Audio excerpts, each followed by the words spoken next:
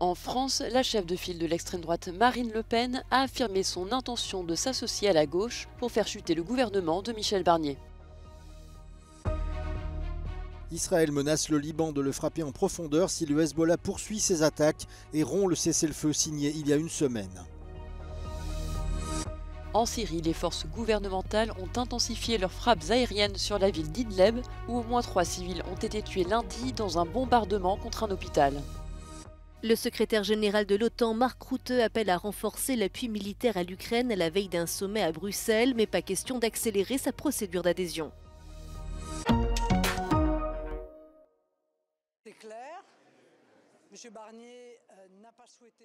En France, la chef de file de l'extrême droite Marine Le Pen a affirmé sur X ce mardi qu'elle voterait la censure de la loi sur le budget de sécurité sociale défendue par Michel Barnier afin de protéger les Français d'une mesure qu'elle estime dangereuse, injuste et punitive. Après avoir déclenché l'article 49.3 en début de semaine pour faire passer sa mesure en force, le Premier ministre fera face ce mercredi à un risque de censure par l'Assemblée nationale, susceptible de renverser son fragile gouvernement. Alors que plusieurs membres de l'opposition exigent le départ d'Emmanuel Macron, le président français a qualifié ses appels à la démission de politique fiction et a assuré ne pas songer à quitter l'Élysée avant la fin de son mandat en 2027. Le contexte très tendu de la politique en France suscite des inquiétudes dans le secteur bancaire. La monnaie européenne a vu sa valeur chuter ce lundi.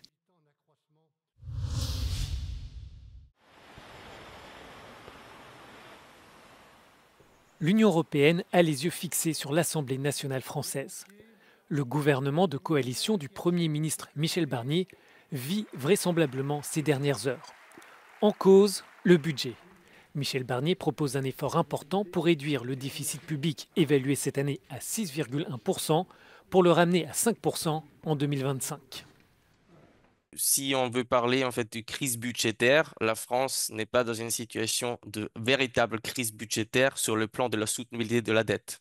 Le risque qu'on a simplement, c'est plutôt si la crise politique se prolonge pendant plusieurs années, on n'arrive pas du tout en fait de rectifier en fait une trajectoire budgétaire qui, je pense que sur le long terme, n'est pas très soutenable. Là, lentement, on va aller dans un territoire où ça pourrait devenir problématique pour la soutenabilité de la dette de la France. Michel Barnier est sous pression nationale, mais aussi sous pression européenne, pour amener la France dans les clous du pacte de stabilité et de croissance. Il propose donc un effort de 60 milliards d'euros qui comprend 40 milliards de réduction des dépenses et 20 milliards de recettes supplémentaires. Toutefois, ce n'est pas tant les incertitudes budgétaires qui inquiètent les marchés, mais davantage l'impasse politique. Si le gouvernement Barnier tombe, on ne sait pas si M. Macron va maintenir Barnier quelque temps, s'il va mettre un autre Premier ministre, s'il va finir par démissionner, qu'il y a quand même pas mal de monde qui l'appelle à la démission en France en 2025, ça veut dire élection présidentielle, réélection législative, probablement derrière à l'été. Donc en fait, ça veut dire qu'on est parti pour une séquence où on est devant un semestre entier de spéculation politique, de campagne, etc., où la France sera absente du jeu. Cette instabilité politique française pèsera dans les débats européens. La voix de Paris risque d'être fragilisée alors que les nouvelles équipes institutionnelles de l'Union, en place depuis quelques jours à peine, souhaitent avancer rapidement sur les défis géopolitiques, industriels et climatiques auxquels les 27 font face.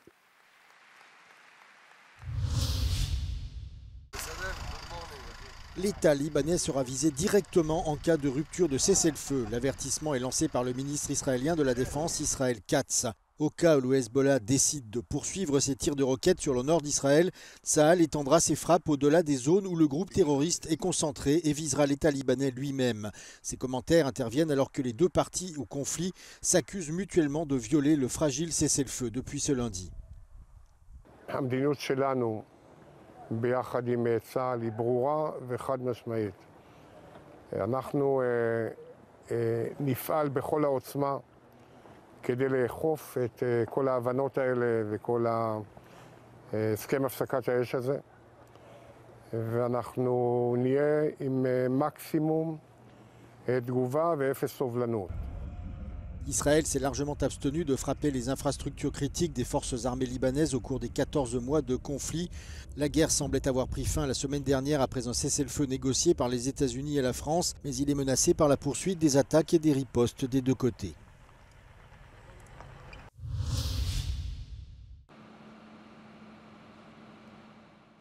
En Syrie, les forces gouvernementales ont intensifié leurs frappes aériennes sur la ville d'Idleb, où au moins 3 civils ont été tués lundi dans un bombardement contre un hôpital, selon les Casques Blancs, l'organisation de défense civile de l'opposition.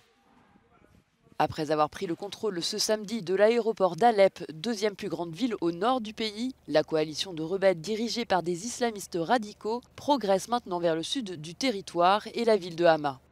Depuis la reprise des hostilités le 26 novembre dernier, au moins 44 civils, dont 12 enfants, ont été tués et 50 000 personnes ont été déplacées selon l'ONU. Plus que jamais morcelé, le territoire syrien oppose une multitude de belligérants. Au régime d'Assad et aux forces de l'opposition s'ajoutent les combattants kurdes au nord et à l'est, les factions turques qui contrôlent une partie du nord-ouest et l'organisation État islamique repliée dans le désert syrien dans le sud du pays.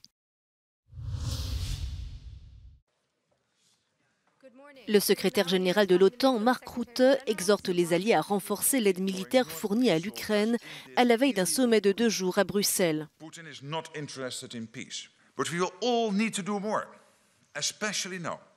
The stronger our military support to Ukraine is now, the stronger their hand will be at the negotiating table. And the sooner we can end Russian aggression once and for all in Ukraine. L'appui militaire prime sur les négociations en vue d'obtenir un accord de paix, estime Mark Rutte. But I would argue, let's not have all these discussions step by step on what a peace process might look like. Make sure that Ukraine has what it needs to get to a position of strength when those peace talks start, when the Ukrainian government has decided they are ready to do so. Volodymyr Zelensky a réitéré la nécessité pour l'Ukraine de rejoindre l'OTAN sans attendre. Mark Rutte affiche un accord de principe, mais pas question de précipiter le calendrier, compte tenu de l'hostilité de Moscou à cette démarche. Pour l'heure, l'OTAN se contentera d'accélérer le partage de données en matière de renseignement et de renforcer la protection des infrastructures stratégiques.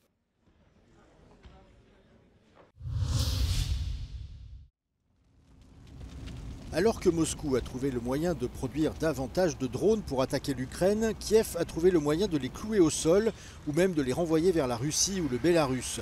Lors d'une des récentes attaques, près de la moitié des 110 drones Shahed lancés sur l'Ukraine ont tout bonnement été perdus. Comment? Voici l'explication. Basically what Ukraine is doing is spoofing, meaning they are feeding in false GPS targets to these Shahed, or in the Russian term Garan 2 drones, to make them veer off course. And so the drones have a system that's supposed to prevent jamming, but what these are doing is kind of sneaking in and not letting the drone know that the coordinates are being changed. It's kind of tricking it into going into the wrong direction. Selon John Hardy, tout cela est rendu possible grâce à l'amélioration des tactiques d'interférence de cette véritable guerre électronique. So Ukraine's ex-top general Valery Zaluzhny first publicly mentioned the Pokrova system back in February. So I think the system has probably improved since then. And as you noted, the percentage of these Russian Shahed drones that Ukraine claims to be spoofing has increased over time.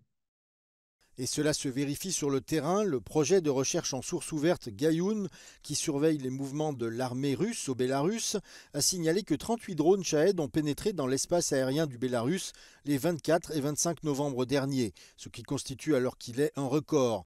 Le Bélarus aurait plusieurs fois fait décoller des chasseurs pour répondre à la violation de son espace aérien, ce qui suggère que Minsk n'était pas préparé à recevoir ces drones russes égarés, que la Russie n'avait probablement pas anticipé les effets de ce brouillage côté ukrainien et n'avait donc pas pu prévenir son allié bélarus de leur possible arrivée.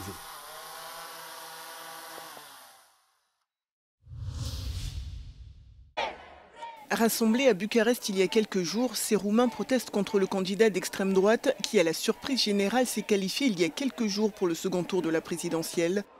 Après un nouveau décompte des voix, la Cour constitutionnelle, qui avait été saisie pour des soupçons de fraude, a validé lundi les résultats du premier tour. Sa décision intervient au lendemain d'une percée de l'extrême droite lors des élections législatives de dimanche. I think through yesterday's vote, Romanians wanted to send a clear message to their own politicians rather than to Europe. The significant increase in support for the extremists compared to 2020 shows that in Romania there is an important social discontent. Nevertheless, parts of yesterday's vote came from Romanians who wanted to defend their country's pro-EU stance, alarmed by the results in the first round of the presidential elections.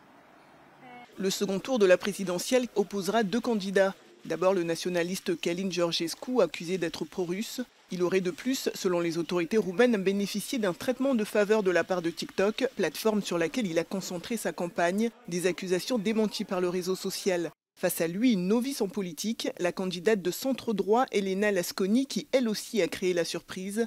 Ancienne journaliste, désormais maire d'une petite ville de 30 000 habitants, elle espère mobiliser une majorité de Roumains. Vreau să vă mulțumesc că nu v-ați jucat ruleta rusească cu democrația din România și cu acest drept sfânt de a vota liber. The fragmentation of the vote has prompted pro-Western parties to start discussing possible coalition options in order to form a government. However, each of these possibilities points out to a government with reduced stability.